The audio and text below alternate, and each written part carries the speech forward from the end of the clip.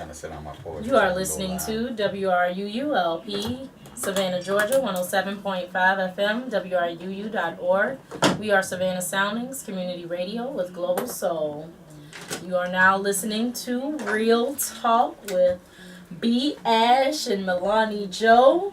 And tonight we have Mr. Phillip Davis, accomplished author, poet, lyricist, community advocate, youth specialist. The list goes on and on. Give the people some info about you, Phillip Davis. Woo!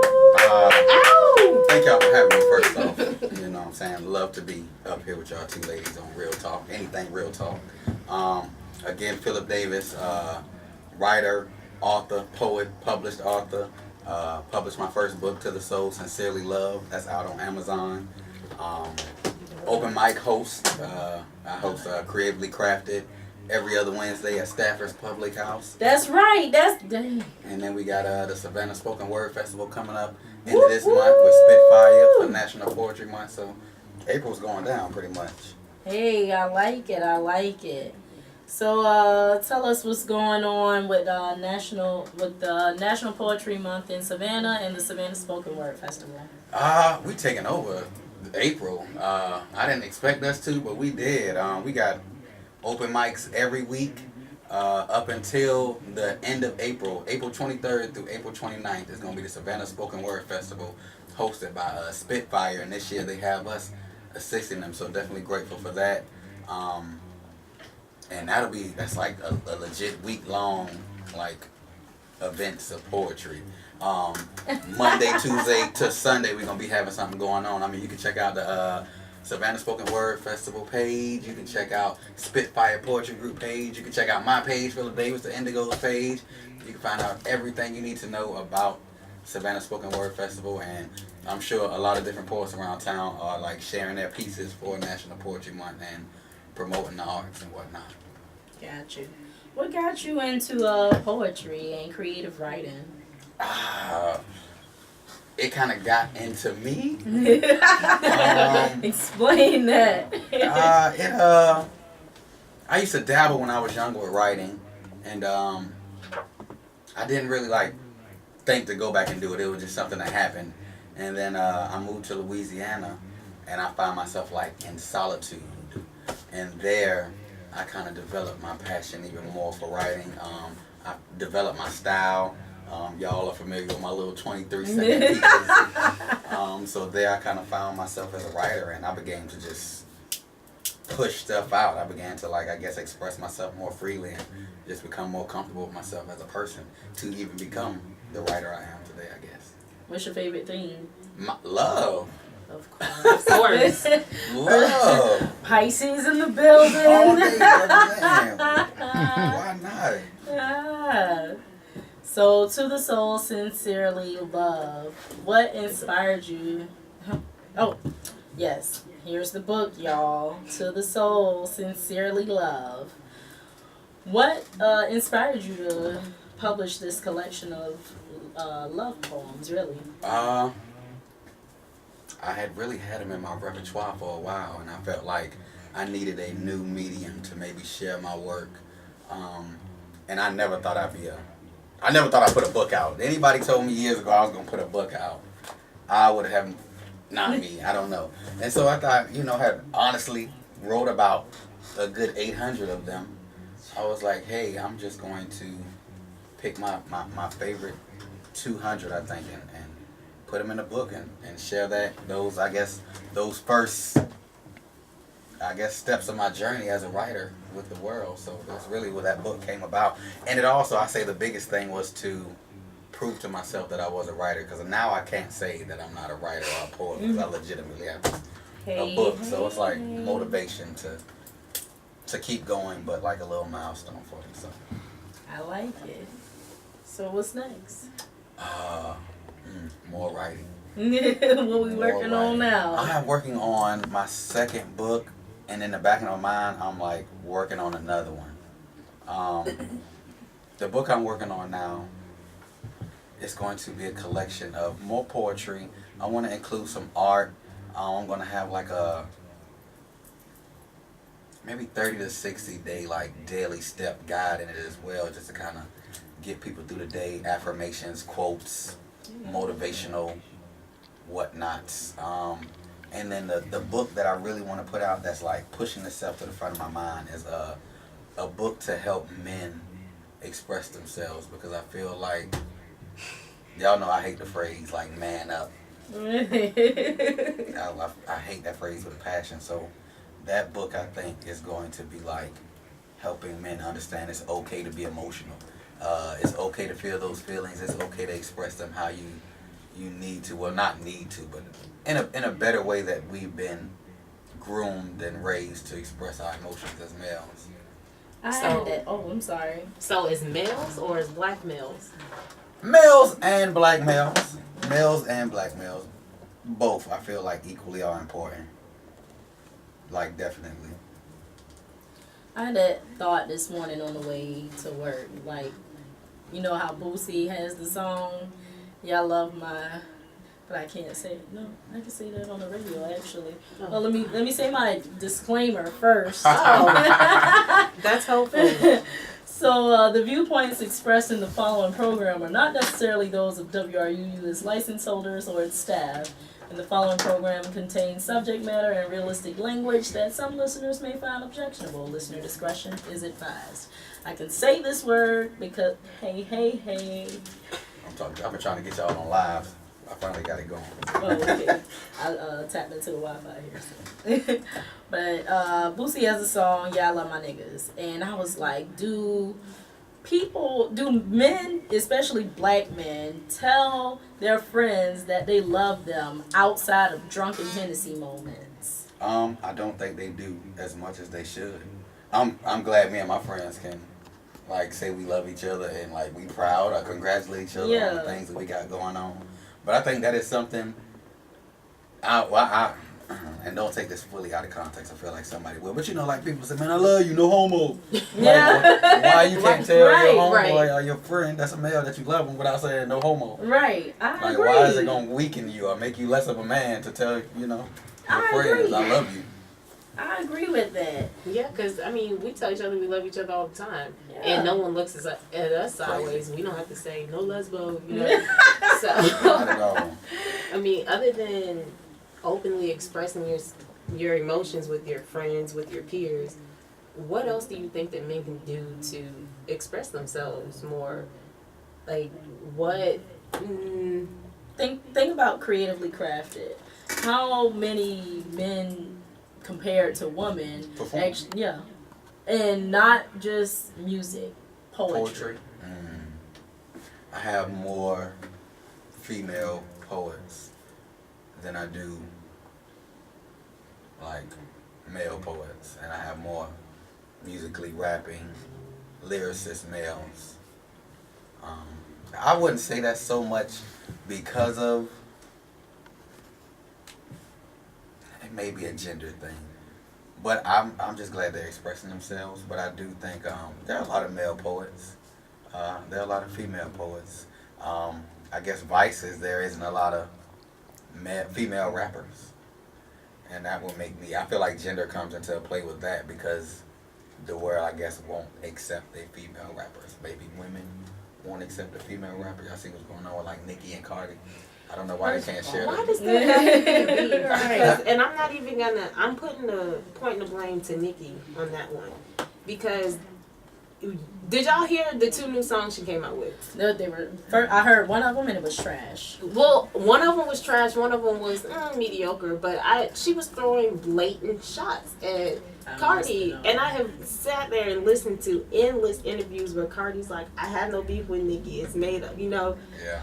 Granted, we're not Nicki, we're not Cardi, so we don't really know what's happening, but from what I see, Nicki's an instigator, and I feel like maybe she feels that she doesn't want, maybe she feels Cardi's taking her place, but to me, they have totally completely different styles. And if anything, it's just them two if they are in one lane, so Exactly, they can so like I collab can't- and Thank you. take over. So I don't know. It's like, why does there have to be beef?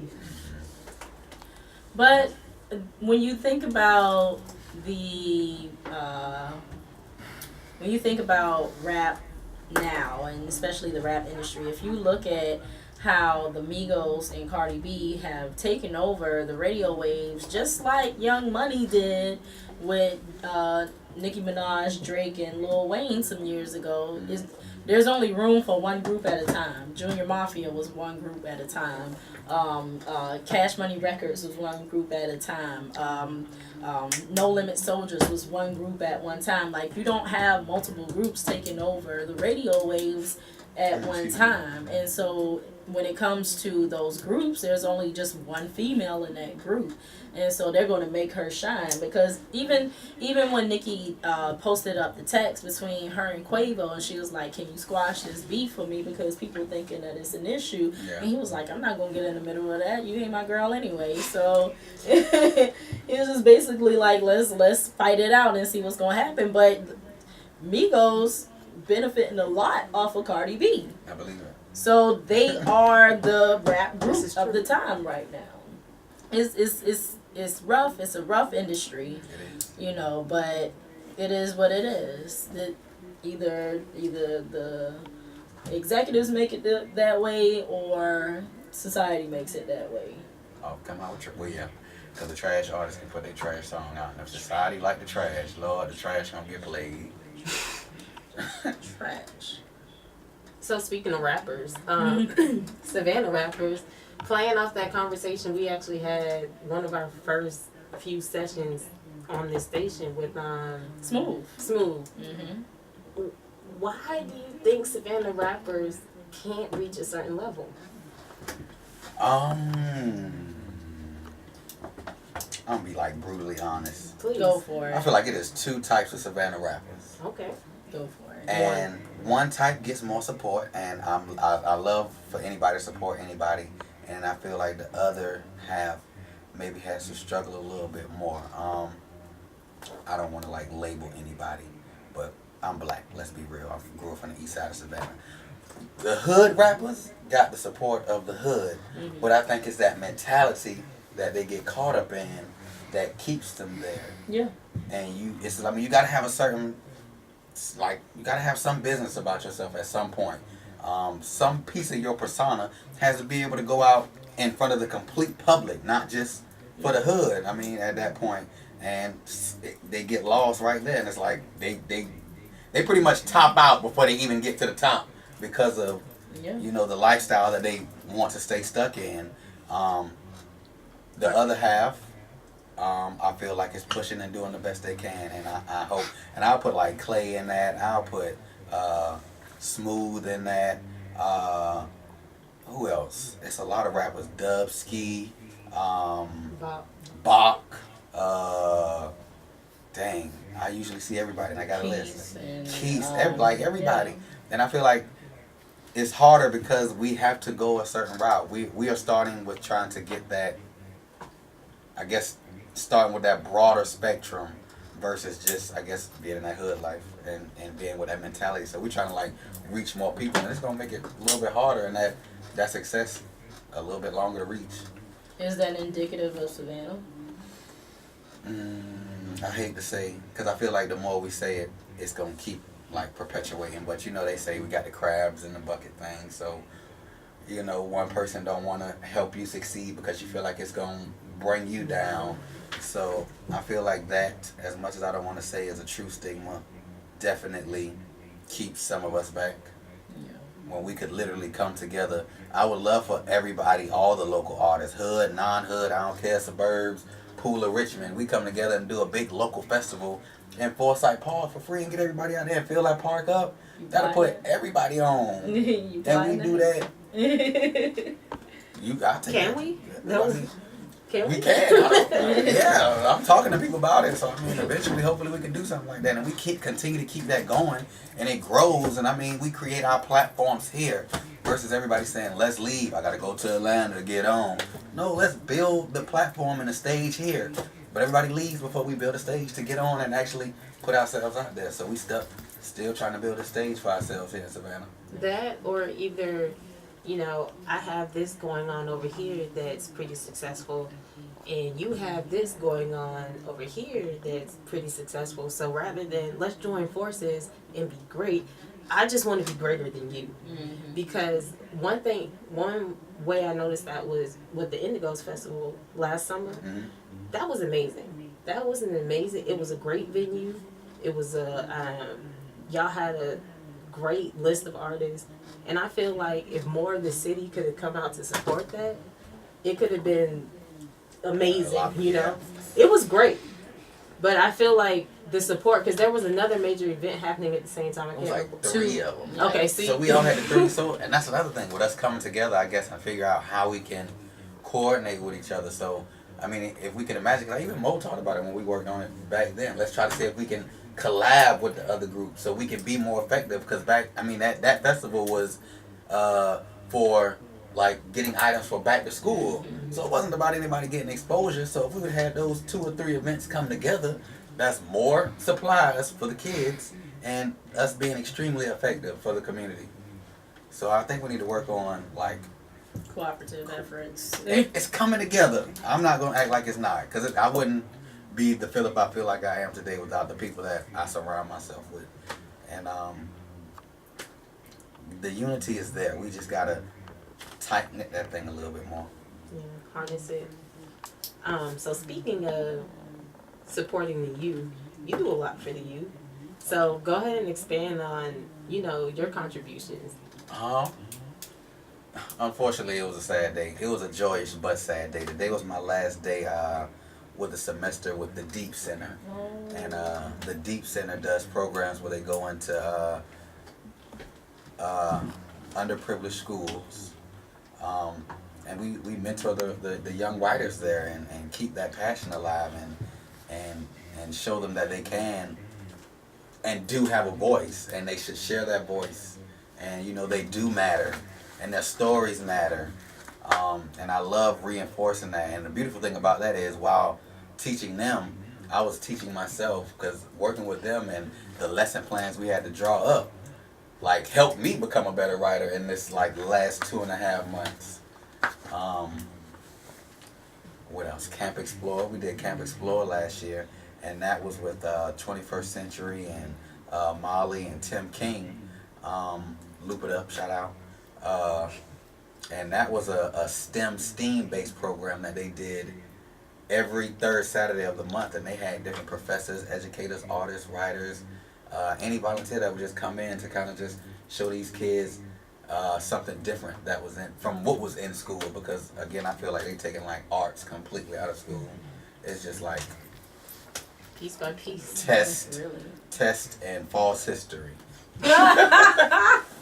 Oh my God, are we gonna go down that road? We sure are. And, oh my God. My son starts preschool this year, so bring your preschoolers to me. We're teaching real history. We're starting in pre-K. We're starting from the ground up. All right, they're gonna know the truth. I've been doing taxes, so I was doing Lorraine's parents' taxes, and I went to the house yesterday and was talking to her son. Her son is in the 1st grade, and he was like, "Yeah, I'm reading this book about Frederick Douglass." I'm like, "You're 6 years old talking about Frederick Douglass and his background, what he stood for." Like, that's what I'm talking about right there. Understand something, that we did not start out as slaves, as the history in school teaches you. Dig deeper into your background and understand where modern civilization actually stems from, and modern medicines and technologies. Like, Black Panther was full of symbolism, and I loved it. But understand something, that we have a greater history than what is told in school. In the books, yes, definitely.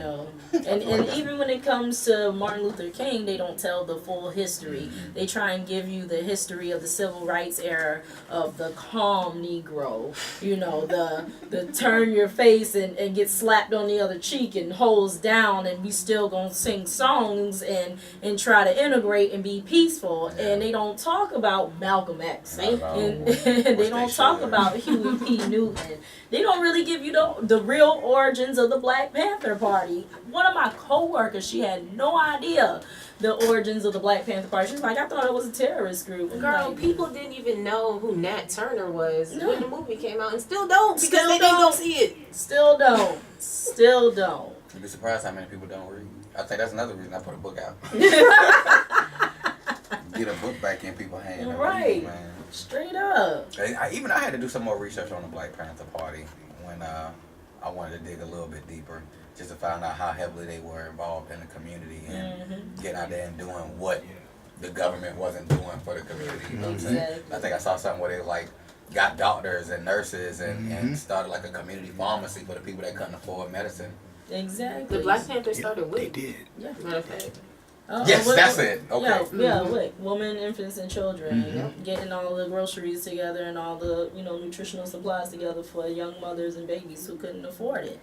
These community programs and especially when it came to the gangs, those were neighborhood protection. And then you had the drug era, the war on drugs. Whoop-de-doo. Now everybody's on drugs. All it was a job, giving jobs to people and locking black men up. Exactly. So don't give me this is Black history and black people threaten you whole idea, because if that's the case, then you wouldn't even be as far as you are in society as you are today because of all of the things that were stolen from us. Exactly. Did I go over that disclaimer again? The viewpoints expressed in the following program are not necessarily those of WRUU's license holder or staff. This is real talk. Right. They are our views. You can quote us on them. And you can research them. Thank you very much. Walking citations up in here. So back to the youth. We got a little deep. And you know how deep we can get into Black history. Right. What areas of opportunity do you see for the youth of Savannah? First of all, let's start with, what are the issues? Like, I'm scared. The biggest, I wouldn't even say issues, the biggest obstacles they face. I could change that question 3 times. It's thought provoking right here. The biggest obstacle the youth face right now, I'm going to say finding and sharing their voice, finding themselves and accepting that person, finding a place in society that doesn't shun or judge them or misunderstand them. I feel like there's a total disconnect between adults and youth right now. And that disconnect coupled with, I would say, technology, music, things that's on TV.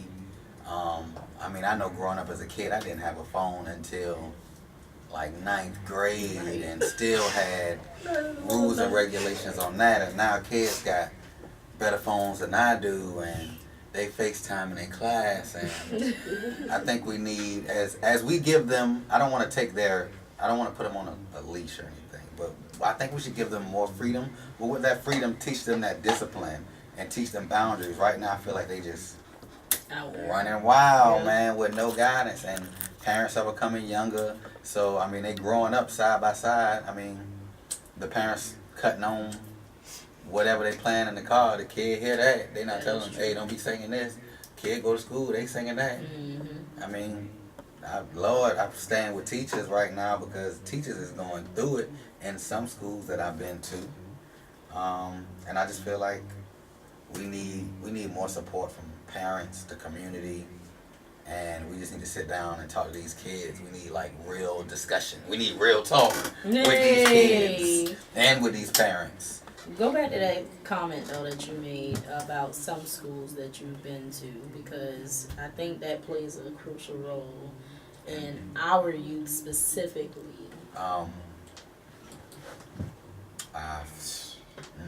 You ain't gotta name out schools if you don't want to. But you can if you want to. Yeah.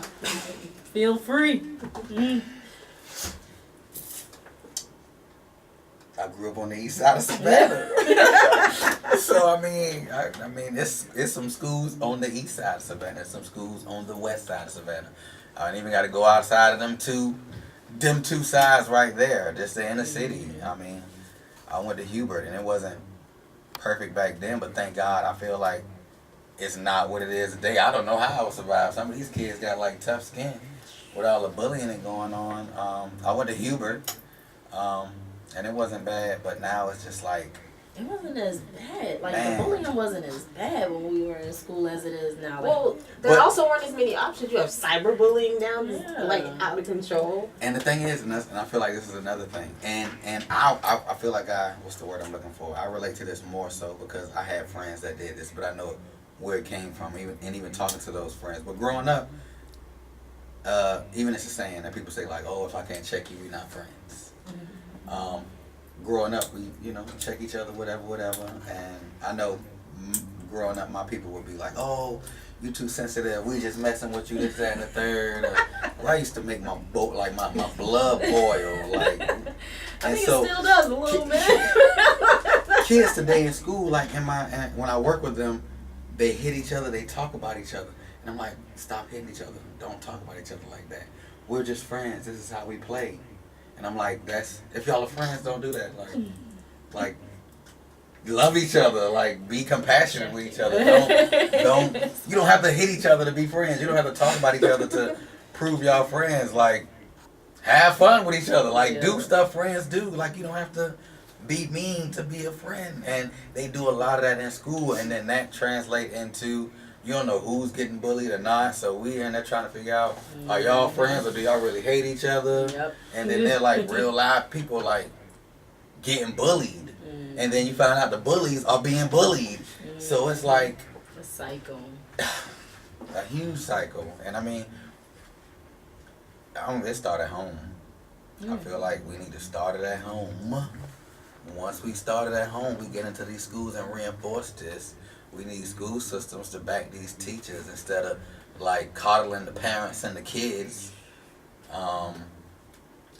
Absolutely. But I don't want to make it seem like I feel like I want to make sure everybody's getting their equal accountability at blame. Everybody plays some part in this, and if we can all put our differences aside and sit down and figure out what the goal is that we need to achieve to make these youth more successful in their endeavors and whatever it is they want to do, let's sit down, hear our ideas, hear their ideas, and find a middle ground and go from there.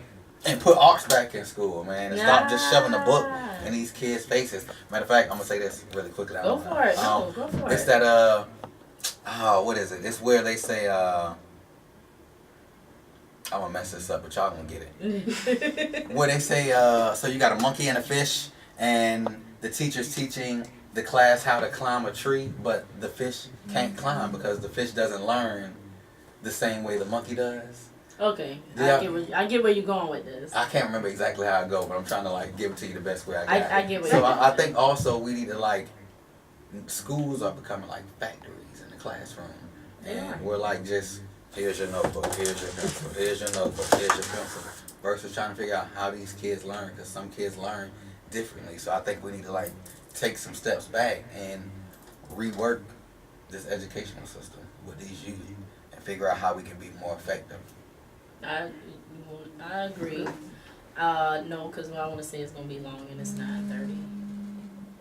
Well, let's go ahead and break right here for pay some bills. Oh, Bear with us. let's pay some bills. Hey, Hey y'all, I appreciate y'all for watching. My mama watching. I love you, mama. mama. Fee, Mama. appreciate it. Migos voice. Kareem, what's up, sir? Fee, appreciate it.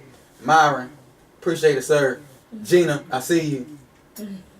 I cut my live off a while ago. Okay. And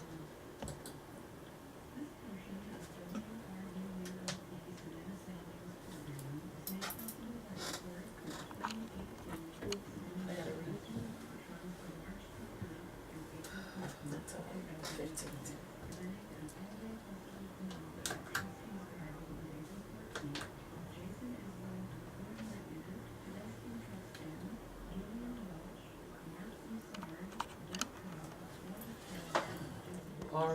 RUULP, Savannah, Georgia, 107.5 FM, WRUU.org.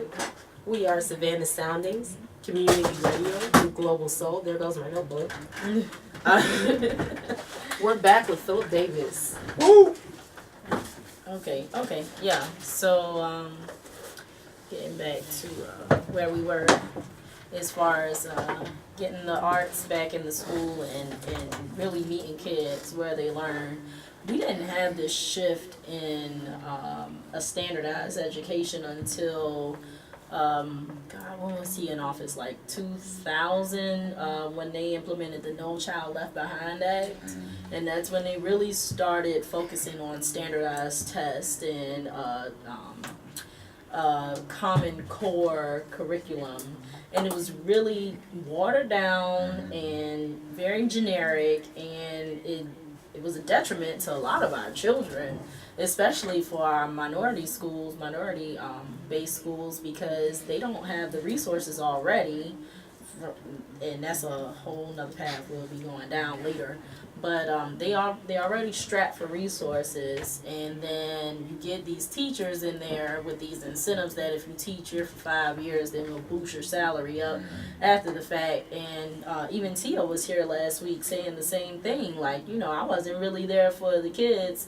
My heart wasn't in the teaching, so she left. But think about how many other teachers are in that position, just like, oh, I'm just here for a check. Exactly. So I believe it's so many more teachers, and I mean that somewhat still has to do with, I guess, economics as well, but more so still that's a scary thought to for a teacher to be in there just for the check and not for the child. Right. But I do understand, why the teacher would have to, because obviously they got a life as well, so they got to do what they got to do. But I hope time doesn't expire to where we can still get passionate teachers in these classrooms, because eventually it's just gonna be a robot and a screen and a like clicker for the lesson or something. And even with the arts, coming from Savannah Arts Academy, it was really diverse. Yes, I love arts. Why? I don't want to get into it, boy. Oh man. What? I'm sorry, I miss Arts Academy. I wish I could have stayed there. Yeah, because I'm like, when were you there? My ninth grade year. Yeah, I did not see you. You came after I left. But it was diverse, though. We got an opportunity to do some great things. We traveled. I mean, we went all the way to China. Like, you're not going to find kids just like, oh, I'm in high school, we're going halfway around the world. And I feel like that's what's needed. Like, all schools should get a chance to experience that. Get these kids to, like, some exposure, to see more, to let them know that there's more out there than just these city limits and what's going on in their neighborhood. Because if you see more, ultimately you'll want more. Yes, exactly. More. You don't have to be a product of your environment, but they do need to be exposed to the arts. That's important. Be exposed to the outside world. Those trips to DC, they may have seemed like nothing back then, but they could be everything to this one child who does not get that attention at home, who does not take those family vacations. That shows him something he's never seen before. That gives him something to aspire to. Agreed. I was waiting on you. Oh, I was good. I'm not trying to take away from our guests.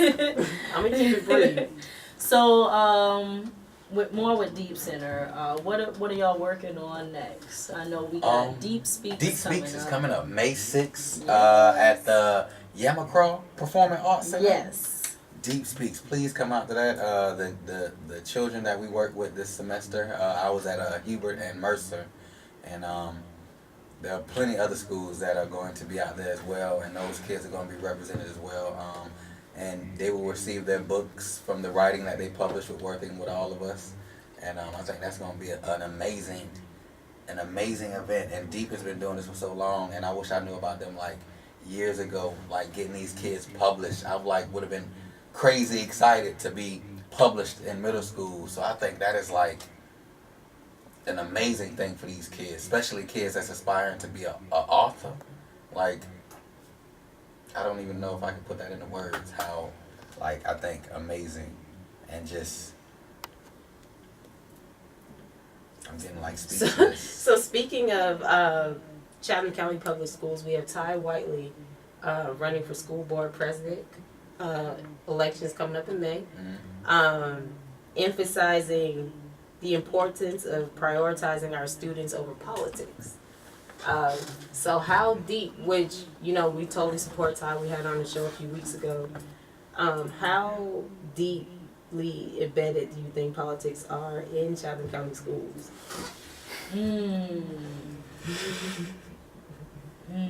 That's a good question.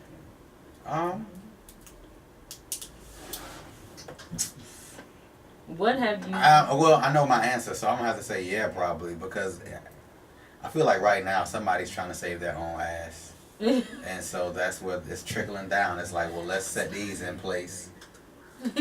Oh, man. My bad. I'm sorry. They're trying to save their own selves. Because I feel like it's just the curriculum just seemed, I guess, safe, but in a bad way. It's just like, if they do this correctly, I'll keep my job. If you do this correctly, you'll keep your job. If they do that correctly, you'll keep your job. And now teachers are in there with their hands tied, blindfolded, trying to teach from this part of the book and not this part of the book, and then give this test that ain't got nothing to do with what they were told. So I feel like they need to like cut some ties. They need to like let these teachers like teach, stay in the where they at, and not the classroom, because they don't know what these kids are going through on a daily. They not in there with the teachers. So I mean, and they keep saying, "Oh, test scores are not this good." Well, obviously, if the test score is not that good, something y'all doing isn't right. So let's revamp this. What they're doing is they're promoting students to the next level who have barely accomplished enough to be on the level they currently are. Exactly. Which is why I was sitting in, I got to Savannah High my junior year. I'm sitting in my 11th grade class next to a boy who cannot read. Literally cannot read. That's unacceptable. That's great. That's great. Josh's teacher told me, cause he got a report card this last marking period, and them grades, I was like, Jesus Christ, son, did you even try? Like, it was so bad. I'm gonna tell y'all the good about my kids and the bad about my kids. That's hard to believe from Josh. Josh got a 40 in reading. What? I was like, son, did you even try? Come on, you just Not went to Josh. class. That's all you went. That's all you did. You just showed up to class. That's what you did. Now he was like, oh, I didn't, he was just playing around in school. So I talked to his teacher. I was like, listen, what's going on here? Because, he had a 78 in reading last marking period. Now he's at a 40. Mm-hmm. She told me, per the board, that they're not allowed to give out grades less than a 60. Yeah. So they have to find a way to boost those kids' grades up. Exactly. But they just so happen to reflect their actual grades this time to get ready for progress reports, because he had a switch in the teacher.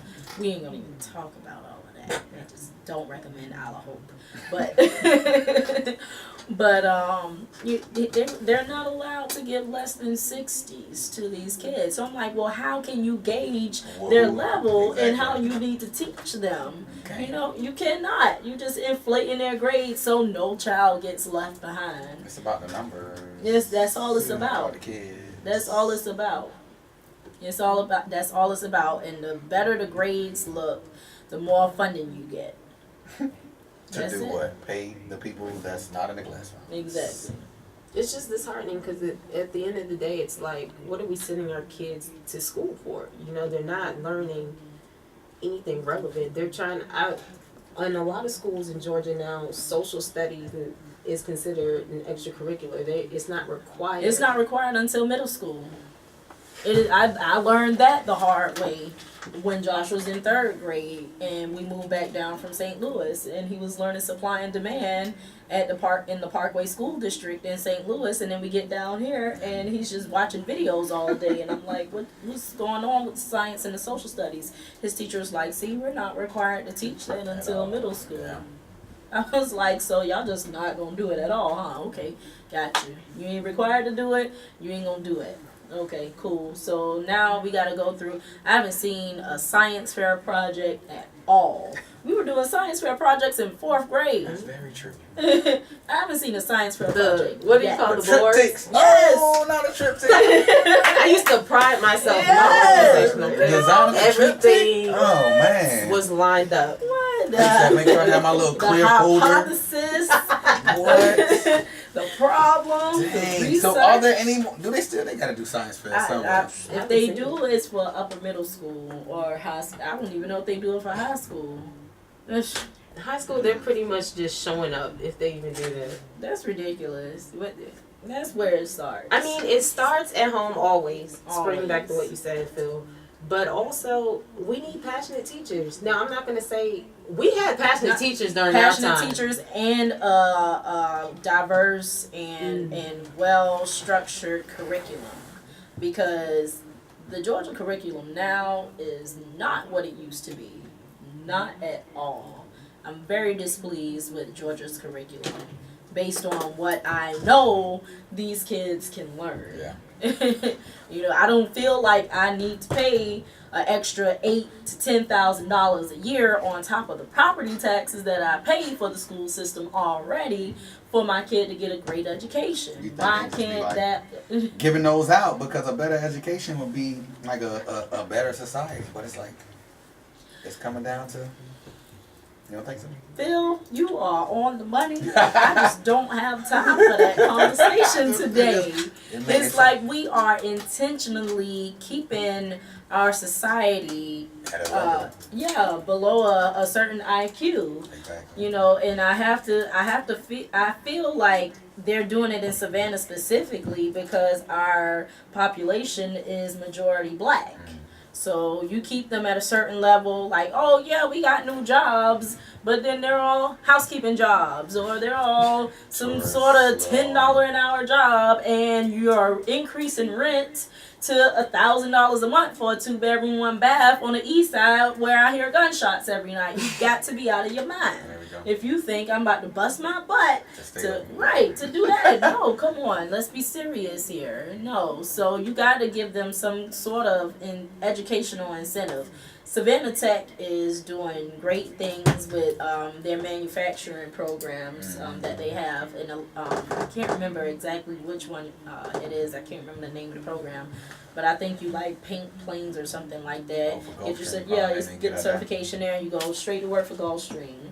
You know, so programs like that, getting into the technical skills, that is a great opportunity for our kids to start making very good money, getting certifications, and really honing in on those tech prep and college prep tracks that you would be designated for those tracks, but you're not really learning what's required on those tracks. Well, I thought they wiped out the tech prep. They still got the names. They're not doing the curriculum for it, though. That makes sense. Because they're doing good things in Savannah High right now. You can pretty... So, your face doesn't look like you agree. Well, because I've been seeing a couple of reports on Facebook about the graduating class for Savannah High this year. And I've heard anywhere from 6 students walking to 70 students walking. Yeah, I did. So you tell me how. Back in our days, we thought 300 was low. Yeah. Excuse us. So, well, disregarding the graduating class, just what they're offering. You know, they've got their school liberal arts over there. They've got it set up like a little mini college. They're allowing the students to, like you were saying, have these options of trades. Which I think is important because not everyone's college material. And not saying that that's not the right wording. College isn't for everyone. It takes a lot of discipline to do that and to go from an environment where your mom still washes your clothes every day to figuring out what you're going to eat and how you're going to eat. That's a lot to put on a kid who never had to figure life out for themselves. And you think they prepare you for that, but it's like graduate and then you like thrown into the pool. Yeah. Well, and then that also plays back on not all graduating high school seniors are thrown into the pool. That plays back on black society. We are trained from birth. When you're 18, you're getting out of my house. You're an adult. That's a whole nother conversation. You know what I'm saying? That's our culture. That's what we're used to doing. Every culture is not like that at all. You know? You see 3-4 generations in one house. Sustaining with each other. Until you're able to do what you need to do. Sustain yourself on your own, and that's how it should be. Lord, black folks, y'all want to kick us out at 16, get a job, pay some bills. I'm trying to figure out who I am and what I'm going to do in life. at 16. I'm trying to make it home safely from school. I'm trying to learn. I'm trying to like teach me, but you trying to like, I ain't gonna say use, because I mean, again, that cycle, and parents need help too, but not on the 16-year-old, not on the 18-year-old. You should still be trying to guide them and keep them there as long as you can to share that knowledge. It's more like, go figure it out. Go figure it out. That's a lot of pressure. And then we feel horrible for going back home. Like, black kids don't want to go back home Because to us, that's a failure. Because that's what we're raised to, that's what we're conditioned to believe, that if you can't make it at 18, you failed at life. It's over with. Exactly. We're not even giving them a chance. And then on top of that, speaking of college, it's not even whether or not it's for you. I hear so many stories of people who ended up dropping out because they were just tired of being broke.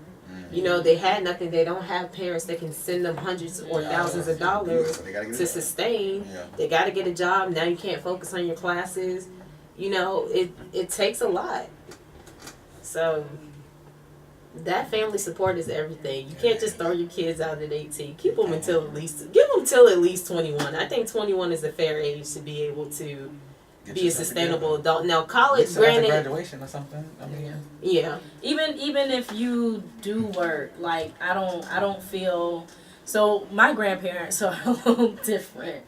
I was extremely spoiled. Now I do all spoiling. Anyway. Sis, what's up? But, you know, I was, 22 when I got my first steady job. But I was in college all those years, you know. So when I finally started working full time, they were like, "Oh well, you can pay your car insurance." Okay, cool. That's like $100 a month. I think I could, you know, work that. And even when I went and messed up my money, sometimes I'm like, I can't do it. And you're like, well, you need to do better. But then, you know, take care of everything for me. They never left me stranded. Gotcha. You know. So and that's something that I want to ensure for my kids. That's why I work as hard as I do, trying to set up all of these different avenues so that way whenever you are old enough to make adult decisions, you have something to step into, whether you're doing property management with me, whether you're working in the accounting firm with me, whether you just want to do something on your own, you want to start your own business, I can help you do that. You know, you have so many different avenues, and we don't set our kids up for success. No, we don't. We don't create a legacy for our kids, and it's so detrimental, especially when you're talking about having an economic stake in society. Money is power, period. You'll never be able to deny that.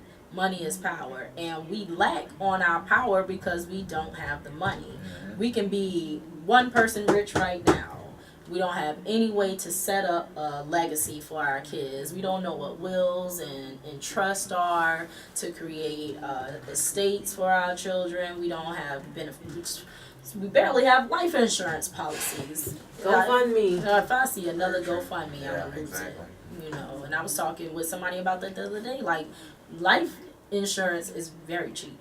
Get it early. Yeah. I paid $30 a month for Josh for a $25,000 policy, paid up in 15 years, and I paid $40 a month for Amari for a $50,000 policy, and that's because it was available at the time. So yeah, it's not like I I love one kid more than the other.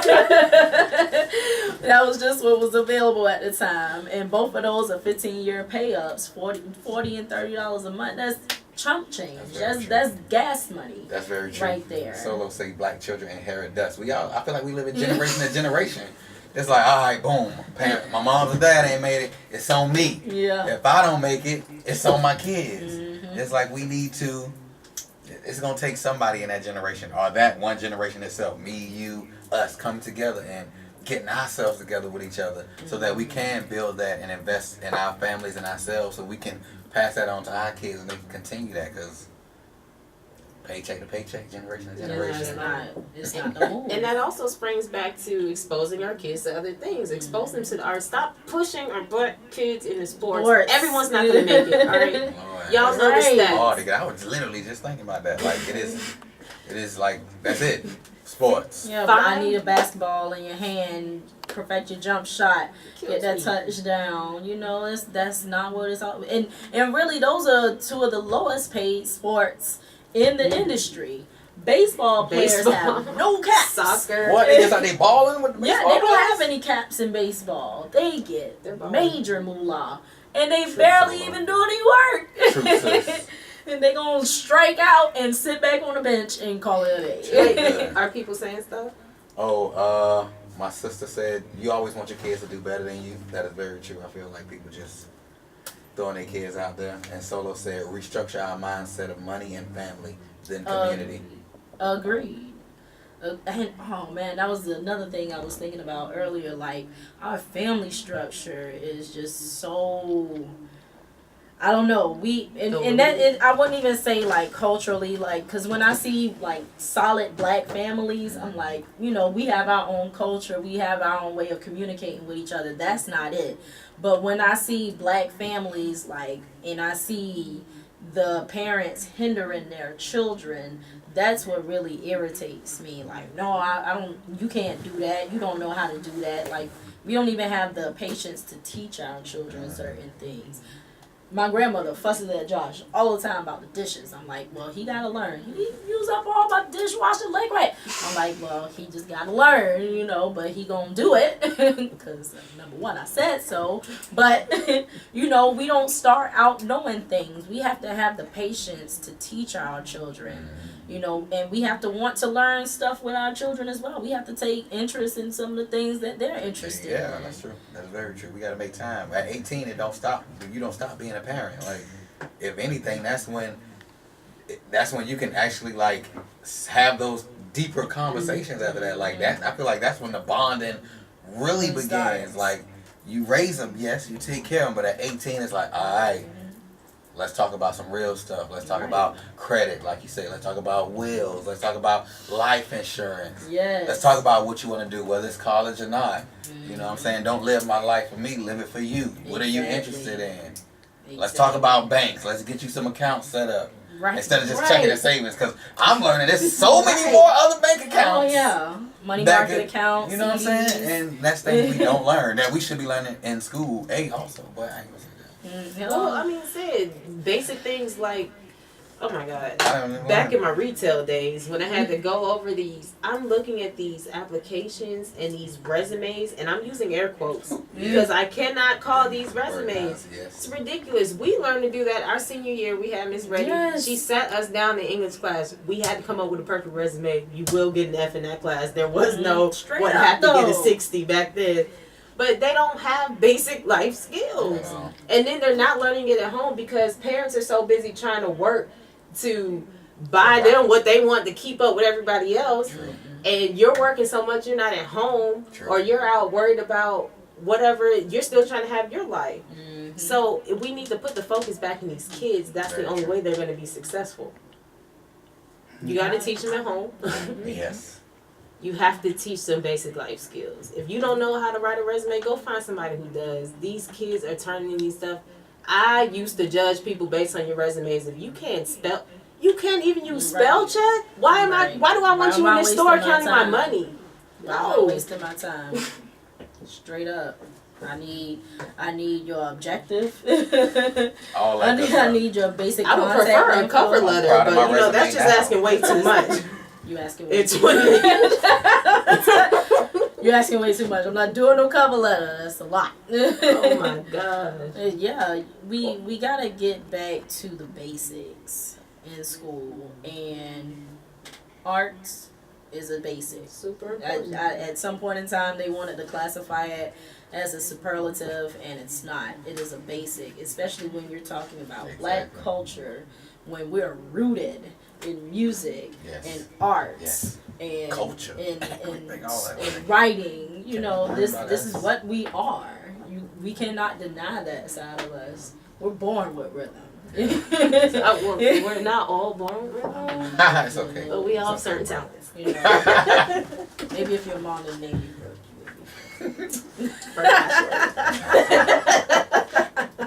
Sorry, Miss Jamie, that was not shade. Yo, no lie. My mom told me she named me Brooke because she wanted me to Get a job. I said the same thing for Josh. His name is Joshua Aaron. I said I want him to get a job. Phillip Adam Davis. I ain't gotta wear. All I gotta do is take my picture off my resume. Call him up right now, and he sounds good on the phone too, you guys. Oh, speaking of, that. Have you seen the new movie Lakeith Stanfield is coming out with? Oh, I do want to see that. What is it? Don't bother me. It's bother. I can't think of the name. Google. But no, basically he's showing Talking about how nobody from Atlanta. Yeah. In order to be successful, you have to adjust yourself to corporate America. And what are corporate America standards? That's another issue with the kids. You Dreads, to get natural into a certain- hairstyles. They the federal courts upheld the saw that, ban yeah. on dreads. They said it's not discriminatory. Yeah, I saw that. Only texture is, but not a hairstyle. Okay, well this hairstyle is a protective style for my hair texture. So why is this not protected? You're blatantly telling me Like that no black people. yeah. Basically. You don't want these certain black people. Like, oh, Sorry. we found a way to keep more black people out. Our hair is tough to manage, and so I'm sorry. our but bad so hair what? days are different than yours. Hello. You can wash and go. I cannot. I gotta wash, braid down. Right. Right. It's just tough. But don't punish me because I'm not like you. Very true. Oh, man. Very true. So give us a wrap up of Phillip Davis because I didn't realize what time it was. We got so deep. We ain't even We talking. did get We got deep. We skipped I like love a it, though. quarter of the outline, like That's always. cool. I love it. It's always good talking to you, Phil. I appreciate it. I'm glad we can veer off topic. I'm glad they started that. But Phillip Davis, host, poet, writer, free spirit, lover, friend, son, boyfriend, nephew, uncle, community activist, artivist. Really just trying to change the world, man. I'm trying to inspire people to be their best selves. I just grew up trying to figure out who I was, and now I am breaking into that just space of me and accepting me and living my full truth, man. I just want everybody to live their full truth because you live in that, and then nothing is out of your grasp. And I definitely want people to follow their passions and do what they love and do what legit gives them butterflies or make their heart beat, and not go to work looking at the clock. You clock in, you doing what you love. I hope for everybody, but I know the world doesn't work like that. But I'm hoping we can get to a place where everybody is able to express themselves freely, be who they want to, collab, unite, and come together and connect, network, educate these youth, bring the arts back, be more expressive, communication. Let's be honest with each other these days. Let's just live, man. It's not that hard to live. We got bills, I know it, but let's go to work, pay them bills, and then, be you. Love your family. Love yourself. Tell these people that. Don't wait till they gone. Be in everybody's lives when you can. Don't do just one thing. Do 1,000 things. I love it. That's what they tell me. Phil, you're doing too many things. Well, I never have nothing to do. This is true. I will continue to do 1,000 things because I enjoy being busy. I enjoy working, volunteering, writing, anything creative. I'm not an artist. I'll paint sometimes. Shout out to Zay. I will do anything creative. I just love creating, and I think it brings this peace and this, I don't know, create. I don't care what it is, whether you're cooking, decorating, you're doing your garden, making some clothes, writing, anything. And it's Create. funny because they say jack of all trades, master of none, but Phil is literally great at everything he just mentioned. Your photography is amazing. Yes. I've even seen some things you painted, graphic design. design. Close us out with a poem, Phil. I got you. Yes. I know what it is. I think. There we go. Oh, wrong one. Oh, okay. So you got a whole book in front of you. All right, so here we are with Phillip Davis. Now I'm about to give y'all some new. Oh, It's not finished though. It's not finished. I'm working on my spoken word pieces. I got about 5 good spoken word pieces I gotta learn so I can not use my phone in my book. But this is like a piece of it. This is called Sunflower. Oh, y'all want me to give y'all the one about bullying? Nope. Give me any one. Come on now, pick one. We Sunflower. over time now. So. Oh Lord, got you. Sunflower. Sunflower. Okay, here we go. I love to kiss her flower. Like the sun, my tongue made her blossom. She was decadent. She stood firm, but the pleasure she felt behind her knees made summer fall and colors change leaves. Please, she was vibrant. She was a sunflower, not just some flower. Some days she was a rose, and I'd run her petals across my cheek. I love to taste her nectar. Never questioning why she's so sweet. No, I'm not a vegan, but she gives me reasons to change my seasons. I'm eating good from her garden. Fields of delicacy. I sow seeds and fill her needs. To be continued. Woo! Oh wait, you gotta snap. I'll take my snaps. Oh yeah, so we're gonna close out Real Talk, but before we do, the viewpoints expressed in the proceeding program were not necessarily those of WRUU, its license holder, or its staff, because that one got a little graphic right there if you had a good imagination. A little bit. Oh my gosh. Thank y'all for listening to Real Talk. B. Ash, Melanie Jones. I can't even pronounce my own name. Oh, that word ain't Yeah. That was deep. Phillip real- Davis. Shout out to the Indigo Spitfire. Whoop, whoop. Yeah. Real All talk. right, so once again, Deep. we're on WRUU LP, Savannah Soundings. 107.5 FM, WRUU.org. We are Savannah Soundings Community Radio with Global Soul. Good night.